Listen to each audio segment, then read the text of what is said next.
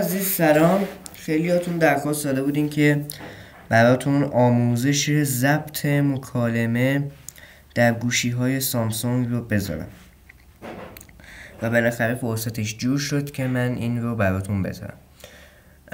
قبل از هر چیزی شما به یک نرم افزار SOMFW Tools و یک کابل USB نیاز دارین که من ویدیو قطع میکنم، نگه میدارم تا اون کابل رو براتون بیارم.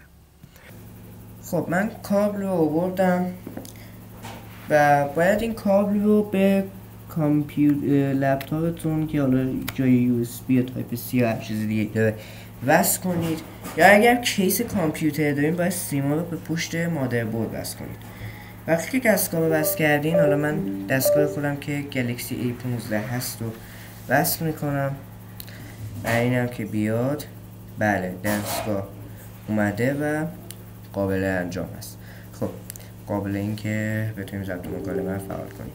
بعد به برنامه نیاز داریم به اسم SOMFW Tools که لینک دانلود برنامه رو براتون توی دیسکریپشن قرار میدم.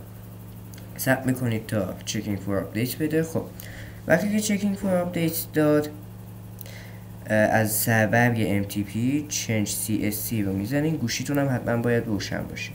گوشیتون که روشن شد، یه change CSC میزنین، هر CSC که میخواین، ریژن مثلا LYS، مثلا LYS، EGY یا هر ریژنی که دوست دارین. حالا من ریژنایی که ضبط مکالمه داره و همینجا بهتون میگم: ILO، LYS، EGY و THL که بقیه‌شونو که برای گوشی‌های سری OJM یا OXM هست رو میذارم. قبل از هر چیزی باید نگاه کنید که